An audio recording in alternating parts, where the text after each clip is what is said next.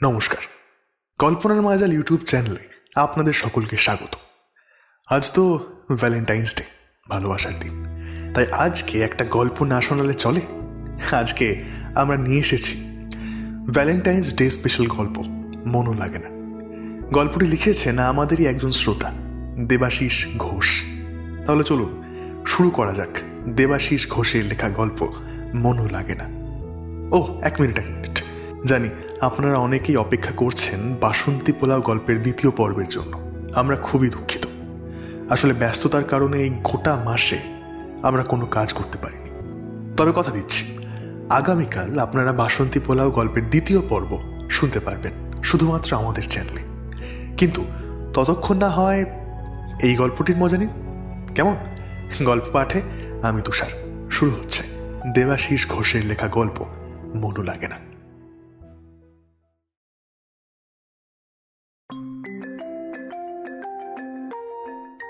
অগ্নির ফোনটা বেজে উঠল। অন্বেষার নাম্বার। আগে যদি এই নাম্বারটা থেকে কল আসতো তাহলে হয়তো 1 সেকেন্ডও সময় নিত না অগ্নি ফোনটা তোলার জন্য। কিন্তু আজ অনেক কিছুই বদলে গেছে। জীবনের খাতায় নতুন অধ্যায় শুরু হতে চলেছে। তাই আজ আর ফোনটা তুলবে না সে। ফোনটা হাতে নিয়ে স্থির দৃষ্টিতে তাকিয়ে রইল অগ্নি। ফোনটা বাজতে বাজতে একটা সময় কেটেই গেল। ফোনটা বিছানার ওপরে ফেলে রেখে অগ্নি উঠে এসে দাঁড়ালো বন্ধ কাঁচের জানলাটার সামনে। কাঁচের উপরে হাত দিয়ে দাঁড়িয়ে রইল কিছুক্ষণ। চাঁদের আলো যেন কাঁচের জানলা ভেদ করে ঘরের ভেতরে ঢুকে আসতে চাইছে। পর্দাটা টেনে দেয় সে চায় না এই আলোটা ঘরের ভেতরে আসুক। তুমি দূরত্ব চেয়েছিলে, আমি আকাশ দিয়েছি। ভরা চন্দ্রিমাতেও আমি নিজেকে লুকিয়েছি।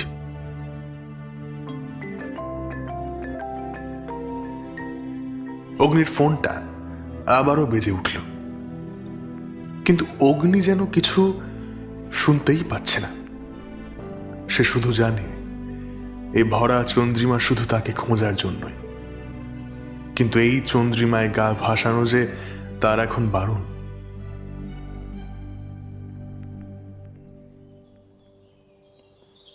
আমি কেন সবসময় তোকে ধরবো, তুই ধর আমায়। কথাটা বলেই ফাঁকা মাঠটার মধ্যেখান দিয়ে ছুটতে থাকে অগ্নি। তোকে ধরা কোনো ব্যাপার হলো? দাঁড়া। অন্বেষা অগ্নির পিছু নেই। সারা মাঠ জুড়ে ছড়িয়ে থাকা শুকনো পাতায় খসখস জাতীয় শব্দ তুলে দুজন ছুটতে থাকে। এই দাঁড়া না, দাঁড়া বলছি। ধরতে পারলে ধরে দেখা। নিজের দৌড়ানোর স্পিড আরো বাড়িয়ে দেয়। তবে রে, দেখাচ্ছি মজা। এবার দাঁড়া, দেখ তুই নিজেই এসে কেমন ধরা দিবি। হঠাৎই মাঠের মধ্যেই ধপাস করে বসে পড়ে অন্বেষা। নিজের ডান পা চেপে ধরে চিৎকার করে ওঠে। মুহূর্তের মধ্যেই অগ্নি দাঁড়িয়ে পড়ে। অন্বেষা মনে মনে হাসে। এই তো মাছের টোপ গিলেছে, বেশ হয়েছে। অগ্নি দ্রুত এগিয়ে আসে অন্বেষার দিকে। কিরে, পায়ে লেগেছে নাকি দেখি? অগ্নি বসতে যায় আর অন্বেষা অমনি চাপটে ধরে ওকে। তাল সামলাতে না পেরে দুজনেই মাঠের মধ্যে চিট পটাং হয়ে পড়ে যায়। কিন্তু অন্বেষা হো হো করে হাসতে থাকে। কি হলো এটা? কি হলো মানে? তোকে ধরতে বললি তাই ধরলাম। অন্বেষা হাসতে থাকে, কিন্তু অগ্নি হাসে না। সে চুপ করে তাকিয়ে থাকে অন্বেষার দিকে, দু চোখ ভরে দেখতে থাকে। কি দেখছিস বলতো? তোকে। কি দেখিস এত আমার মধ্যে? কি আছে? ভয় লাগে আমার। ভয়? কিসের ভয়? অগ্নি দূরে শুকনো পাতার জমাট বেঁধে থাকা স্তূপের দিকে তাকায়। রাস্তার মোড়ে একটা বিড়ালের বাচ্চা পড়েছিল, কাঁপছিল সে থরথর করে। একটা মেয়ে সেই বিড়ালের বাচ্চাটাকে কোলে করে বাড়িতে নিয়ে যায়, কম্বলের নিচে রাখে। কিন্তু তবুও বিড়ালের বাচ্চাটার কাঁপুনি থামে না। কারণ জানিস? অন্বেষা ভাবে কিছুক্ষণ। বোধহয় সে ঠান্ডায় নয়, ভয়ে কাঁপছিল। এক্স্যাক্টলি, তাকে অ্যাবান্ডেন্ট করা হয়েছিল। তাই মেয়েটি তাকে রেস্কিউ করলে ওর মন থেকে ভয়টা কাটছিল না। সে ভাবছিল তাকে আবার অ্যাবান্ডেন্ট করা হবে, আবারও তাকে রাস্তায় কষ্ট পেতে হবে। বুঝলাম, কিন্তু এটা এখন বলার কারণ কি? অগ্নি হাসে। কারণ? না, কারণ কিছুই না, বাদ দে, চ ফুচা খাই। অগ্নি উঠে দাঁড়ায়, হাঁটতে শুরু করে রাস্তার দিকে। সন্ধ্যার বাতাসে শুকনো পাতাগুলো আবারও ঝরে পড়তে থাকে গাছের ডাল থেকে।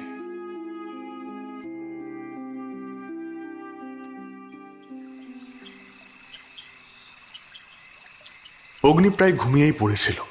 ঠিক এমন সময় ওর ঘরের দরজায় ধাক্কা পড়ল। অগ্নি ভাবল বোধহয় তার মা এসেছে খাওয়ার জন্য ডাকতে। আমি কিছু খাবো না, পেট ভরা আছে। খেতে তো তোকে হবেই, কিন্তু খাবার না, কেলানি। কে? আরে এই হারামজাদা, আমি এসেছি রে। আরে দরজাটা খোল। পাপাই? না রে, তোর শ্বশুর। অগ্নি চোখ ডলতে ডলতে খাট থেকে নেমে এসে দরজাটা খুলে দেয়।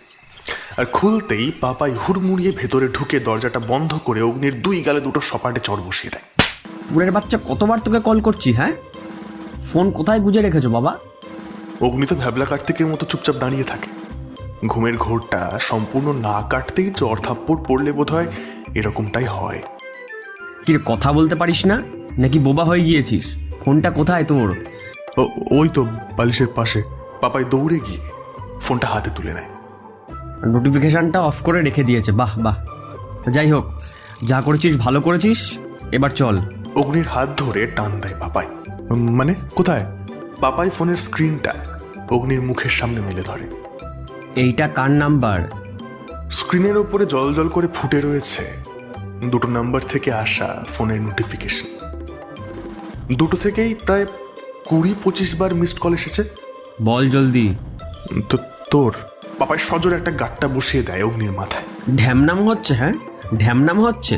আমার নাম্বারের ওপরে কার নাম্বার? বেশিরভাগ কে কল করেছে?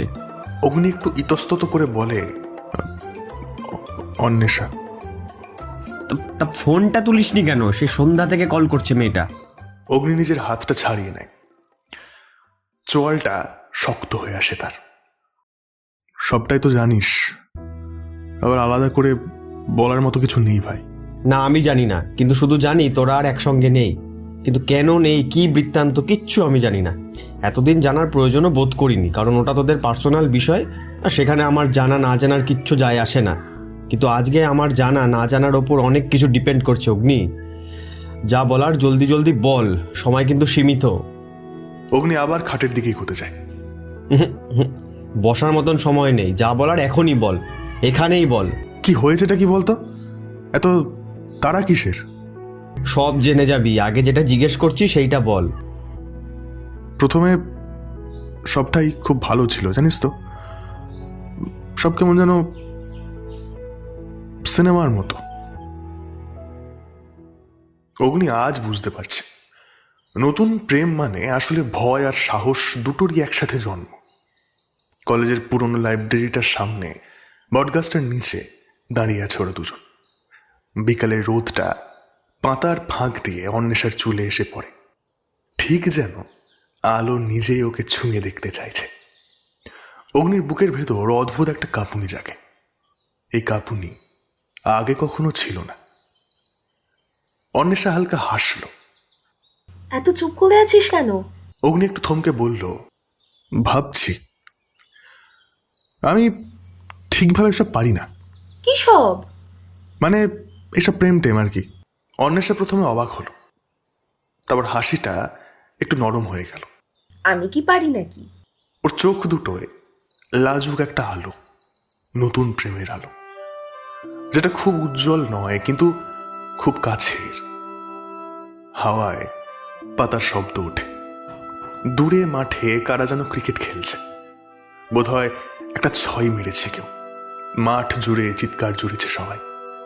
সেই চিৎকারের আওয়াজ ভেসে আসছে, কিন্তু অগ্নির কানে সেসব শব্দ যেন ফিকে হয়ে গেছে। ও শুধু অন্বেষার কণ্ঠটুকুই শুনতে পাচ্ছে। তুই জানিস, অন্বেষা বলল, আমি আগে কখনো কাউকে এভাবে লক্ষ্য করিনি, কিন্তু তুই তুই এলি আর সবকিছু একটু অন্যরকম হয়ে গেল কেমন যেন। অগ্নি তাকিয়ে থাকে ওর দিকে। মনে হয় এই মুহূর্তটা যদি কেউ থামিয়ে দিতে পারত। ওর বুকের ভেতরে জমে থাকা কথাগুলো হঠাৎ করে রাস্তা খুঁজে নেয়। আমি জানি না ভবিষ্যতে কি হবে, কিন্তু যদি তুই পাশে থাকিস এটুকুই আমার কাছে অনেক।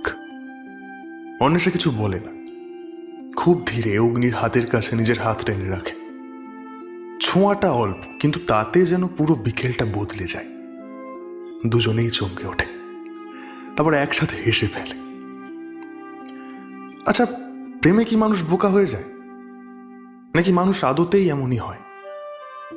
হয়তো প্রেম সে আসল মানুষটাকে ভেতর থেকে বার করে আনে। হাত ধরার আগে হাজারটা ভাবনা থাকে, আর হাত ধরার পর সব হঠাৎ করে খুব ছোট হয়ে যায়। বটগাছটার নিচে দাঁড়িয়ে অগ্নি বুঝতে পারে অন্বেষা শুধু একটা মানুষ নয়, এই শহরের ভিড়ের মধ্যে ওর নিজের একটা ঠিকানা হয়ে উঠছে ধীরে ধীরে। এসব তো জানি রে, সবটাই তো দেখতাম চোখের সামনে ঘটতে, কিন্তু তারপর কি হলো? তোরা তো একে অপরকে ছেড়ে থাকতেও পারতিস না। অগ্নি সামান্য হাসে। ওরকমটা চললে তো হয়েই যেত, কিন্তু সিনেমার মতো জীবনেও তো সিন চেঞ্জ হয়, দৃশ্যের বদল ঘটে।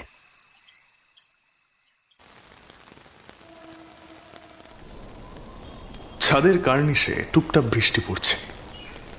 এক সময় বৃষ্টির শব্দে ওরা শুধু হাত ধরত, চুপচাপ বসে থাকত। আজ সেই একই শব্দের ভেতরে ঢুকে গেছে হিসেব, পরিকল্পনা, আর একটা শক্ত হয়ে ওঠার অভ্যেস। অগ্নি জানলার ধারে দাঁড়িয়ে আছে, মোবাইলের স্ক্রিনে খোলা একটা চাকরির ওয়েবসাইট, কিন্তু চোখ বারবার চলে যাচ্ছে ছাদের অন্য পাশে বসে থাকা অন্বেষার দিকে। অন্বেষা আজ খুব শান্ত, আগেকার মতো নয়, অদ্ভুত রকমের স্থির। অগ্নি, ডাকটা নরম, কিন্তু ভেতরে একটা ভার আছে। হ্যাঁ? অন্বেষা একটু থামে, যেন শব্দগুলো সাজিয়ে নিতে চায়। আজ বাড়িতে আবার কথা উঠল। অগ্নি কিছু বলে না। এই নীরবতাটুকু ওদের দুজনেরই পরিচিত। বললো তোর চাকরিটা খুব ছোট, ভবিষ্যৎ নাকি অনিশ্চিত। অন্বেষার গলায় রাগ নেই, কেবল ক্লান্তি। বৃষ্টির শব্দ একটু জোরে শোনা যায়। আমি তর্ক করিনি, কারণ তর্ক করে কিচ্ছু প্রমাণ করা যায় না, সময় লাগে। অগ্নির বুকের ভেতর কোথাও একটা চেপে ধরে। ছোট চাকরি, এই দুটো শব্দ ওর কানে বহুদিন ধরে ঘুরছে। তুই লজ্জা পাচ্ছিস? অগ্নি হঠাৎ জিজ্ঞাসা করে ফেলে। অন্বেষা সঙ্গে সঙ্গে মাথা নাড়ে। না, কখনোই না। তারপর একটু হেসে বলে, আমি কষ্ট পাই, লজ্জা না। কথাটা খুব সোজা, খুব সত্যি। অন্বেষা অগ্নির দিকে তাকায়। চোখে এখন আর নতুন প্রেমের উচ্ছ্বাস নেই, আছে ভরসা। সে স্পষ্ট করে বলে, শোন। একটু থামে, তারপর দৃঢ় গলায় বলে, বাড়ি থেকে কিন্তু তোকে মেনে নিচ্ছে না, অন্তত এখন তো নয়। কিন্তু আমি তোকে ছাড়ছি না অগ্নি, পারবো না। আমি শেষ মুহূর্ত অবধি দেখব। যতদিন না নিজের চোখে দেখি আমরা পারিনি, ততদিন আমি কোথাও যাচ্ছি না। অগ্নি চুপ করে থাকে। কথা বলতে গেলে গলা ভার হয়ে যাবে, সেটা সে জানে। অন্বেষা আবার বলে, আমি তোকে ভালোবাসি বলেই পালাচ্ছি না, ভালোবাসি বলেই আজ দাঁড়িয়ে আছি। তুই জানিস, আলাদা হয়ে থাকার অভিনয়টা আমি কোনোদিনই করতে পারবো না। ঘরের ভেতর বৃষ্টির গন্ধ ঢুকে পড়ে। অগ্নি ধীরে এসে অন্বেষার সামনে দাঁড়ায়। তুই ভাবিস আমি হাল ছেড়ে দেব? অন্বেষা মাথা নাড়ে। না, আমি জানি তুই ছাড়বি না।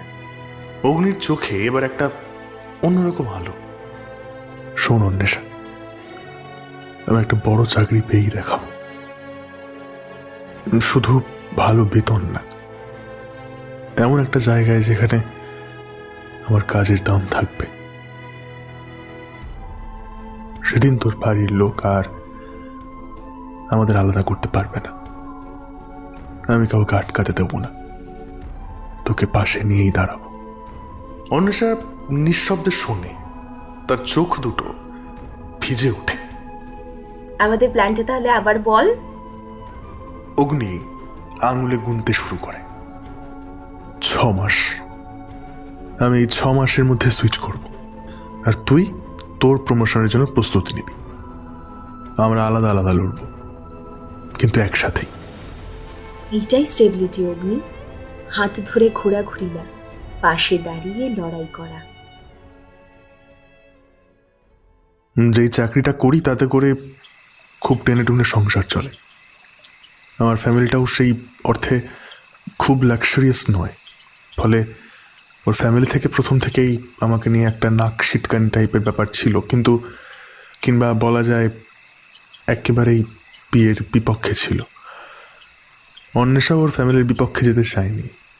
আমি চেষ্টা করেছিলাম বড় চাকরির, কিন্তু একটা চাকরি সামলানোর সঙ্গে সঙ্গে অন্য একটা বড় চাকরির চেষ্টা করা 4টিখানি কথা তো নয়, সময় তো লাগবেই। ও চেষ্টা করেছিল ফ্যামিলিকে মানানোর, কিন্তু শেষ অবধি ছোট্ট বেঞ্চটায় অগ্নি চুপ করে বসে আছে, চোখ দুটো সামনে। কিন্তু আদেও কি সে কিছু দেখছে? অন্বেষা তার ঠিক সামনে দাঁড়িয়ে। আর কিছু বলবি না? কথাটা বলেই অন্বেষা বুঝে যায় এই প্রশ্নের উত্তর বোধ হয় তার কাছেও নেই। অগ্নি দুদিকে মাথা নাড়ায়। না, এই নায়ের ভেতর কোনো অভিযোগ নেই, কোনো রাগ নেই, শুধু আছে ক্লান্তি। আমি চেষ্টা করেছিলাম অগ্নি। অগ্নি তাকায় না, সে জানে অন্বেষা মিথ্যা বলছে না। সে চেষ্টা করেছিল, কিন্তু কিছু কিছু চেষ্টা এমন হয় যেগুলো ভালোবাসাকে বাঁচাতে পারে না। আমার পক্ষে আর সম্ভব না। অন্বেষার গলাটা ধরে আসে। এই সম্ভব না কথাটার মধ্যে কোনো স্বপ্ন নেই, কোনো ভবিষ্যৎ নেই, আছে শুধু বাস্তবতা। খুব শক্ত, খুব শীতল। অগ্নি তবুও নিজের হাতটা এগিয়ে দেয়, কিন্তু অন্বেষা ছোঁয় না। মাঝখানে সামান্য বাতাস রয়ে যায়, ঠিক যেমন ওদের মাঝখানে রয়ে গেছে অনেকগুলো না বলা কথা। তুই কি আর একবার? অন্বেষা হাঁটতে শুরু করে। অগ্নি তবু বসেই থাকে সে বেঞ্চটার উপরে। কথাটা শেষ করতে পারে না সে। অন্বেষা জানে সে কি বলতে চেয়েছিল, তবু সে পিছনে ফিরে তাকায় না, কারণ তাকালে হয়তো সে ভেঙে পড়বে, আর আজ ভাঙার অনুমতি তার নেই। একটা নিঃশ্বাস নিয়ে অন্বেষা শুধু মনে মনে বলে, ভালো থাকিস। এই ভালো থাকিসের ভেতর লুকিয়ে থাকে সব বলা না হয়ে ওঠা ভালোবাসারা। অগ্নি উঠে দাঁড়ায়, দাঁড়িয়েই থাকে। তার পায়ের নিচে ঘাস চাপা পড়ে যায়, কিন্তু কোনো শব্দ হয় না।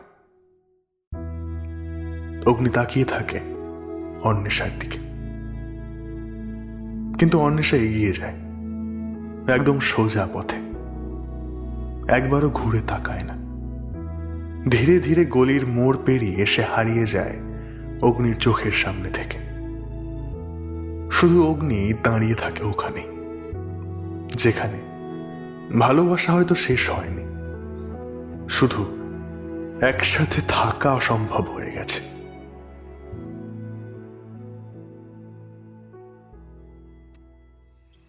একসঙ্গে থাকাটা আমাদের সম্ভব নয় পাপাই, প্র্যাকটিক্যালি। আজকালকার দিনে শুধু ভালোবাসা দিয়ে কিচ্ছু হয় না, পয়সা লাগে। একটু আধটু নয়, অনেকটাই।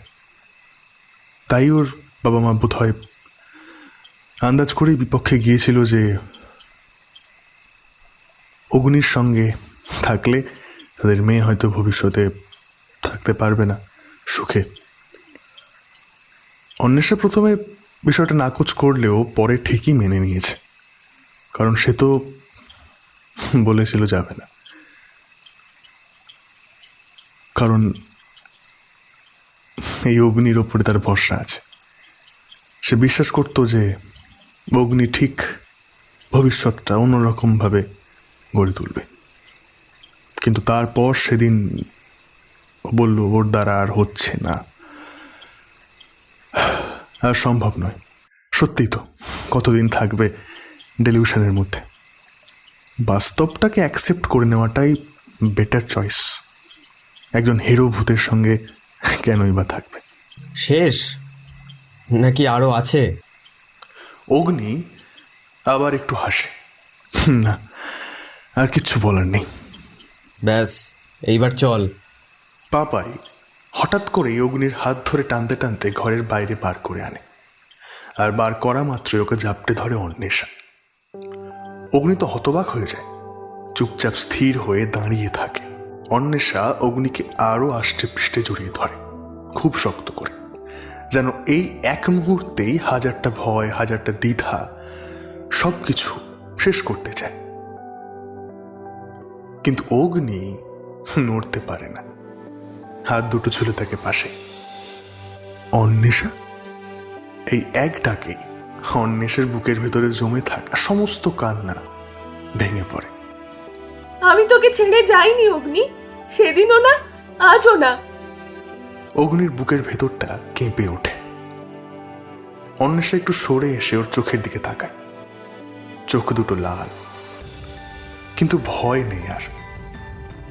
আমি কথা ভাঙিনি, আমি শুধু খুব ডিমোটিভেটেড হয়ে গেছিলাম গে সেদিন। হঠাৎ করে সবকিছু খুব বড় হয়ে গেছিল। টাকা, ভবিষ্যৎ, বাবা মায়ের কথা, সব মিলিয়ে আমি নিজেকেই হারিয়ে ফেলেছিলাম। তুই জানিস অগ্নি, তোকে ছাড়া থাকা আমার পক্ষে একেবারেই সম্ভব না, একেবারেই না। অগ্নির চোখ ভিজে আসে, কিন্তু সে এখনো বিশ্বাস করতে পারছে না। কিন্তু তুই তো নিজেই বলেছিলি যে আর সম্ভব নয়। অন্বেষা মাথা নাড়ায়। সম্ভব ছিল না ওই মুহূর্তটায়, পুরো জীবনের জন্য না। একটু দম নেয়, তারপর একদম সোজাসাপটা বলে, আমি আমি আমি আজ বাড়ি ছেড়ে চলে এসেছি। অগ্নি চমকে যায়। এ মেয়ে বলে কি? আমি আর বাবা মায়ের কথায় নিজের জীবন চালাতে পারবো না অগ্নি। আমি যদি তোকে না পাই, তাহলে সুখে থাকা বলে যেটাকে বোঝায়, সেটার কোনো মানেই নেই আমার কাছে। অন্বেষা ধীরে করে ব্যাগটা নামায়। আমি এখানে এসেছি তোর কাছেই, তোর বাড়িতে। অগ্নি স্তব্ধ হয়ে তাকিয়ে থাকে। অন্বেষা এগিয়ে এসে ওর কাঁপা হাতটা ধরে। হেরো ভূতের সঙ্গে কেন থাকবো বলছিলিস না? এই হেরো ভূতটাই যে আমার খুব প্রিয়। এই হেরো মানুষটাকে ছাড়া যে আমি নিঃস্ব অগ্নি। অন্বেষা আবারও ঝাপটে ধরে অগ্নিকে, আর ঠিক সেই মুহূর্তে পাপাই চিৎকার করতে করতে সিঁড়ির দিকে এক দৌড় লাগায়। লেগেছে, বিয়ে লেগেছে। কাকিমা কোথায় গেল? জলদি সাজাও, মরণ ডালা সাজাও, এই বাস এলো। ঘরের ভেতরটা হঠাৎ খুব শান্ত হয়ে যায়। পাপাইয়ের গলার আওয়াজ সিঁড়িতে মিলিয়ে গেলে শব্দ বলতে শুধু দুজনের নিঃশ্বাস। অন্বেষা এখনো অগ্নির বুকে মাথা রেখে আছে, যেন এতক্ষণ ধরে জমে থাকা ভয়গুলো ধীরে ধীরে গলে যাচ্ছে। অগ্নি ধীরে হাত তোলে। এই প্রথম হালকা একটা কাপা আঙুলে অন্বেষার চুল ছুঁয়ে দেয়। এই ছোঁয়ায় কোনো প্রতিশ্রুতি নেই, কোনো বড় কথা নেই, শুধু থেকে যাওয়ার সাহস আছে। জানলার পর্দাটা কখন যেন জাদু বলে সরে গেছে। চন্দ্রিমা দরজার বাইরে অবধি আলো ছড়িয়ে দিচ্ছে। সেই আলোয় দাঁড়িয়ে অগ্নির হঠাৎ মনে হয় এতদিন সে ভবিষ্যৎকে ভেবেই বেঁচেছে, কিন্তু আজ সে বর্তমানটাকে ধরতে পেরেছে। অন্বেষা কিছু বলে না, বলার দরকারও নেই। তার উপস্থিতিটাই উত্তর হয়ে দাঁড়িয়ে থাকে। অগ্নির ভেতরে জমে থাকা অপরাধ বোধ, হেরে যাওয়ার লজ্জা, নিজেকে ছোট করে দেখার অভ্যাস সব একসঙ্গে নিঃশব্দে সরে যেতে থাকে।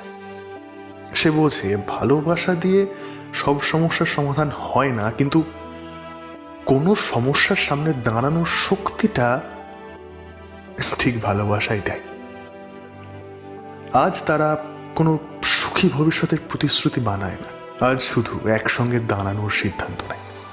যেই পৃথিবীটা তাদের আলাদা করতে চেয়েছিল সেই পৃথিবীর মাঝেই হাত ধরে নিঃশব্দে তারা আবার শুরু করে।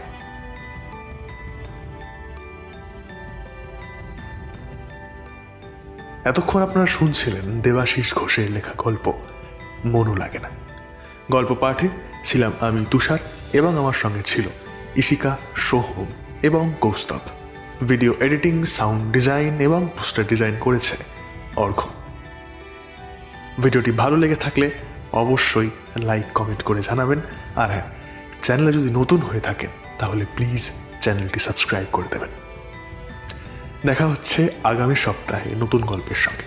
সকলে ভালো থাকুন, সুস্থ থাকুন এবং গল্প শুনতে থাকুন। শুভরাত্রি।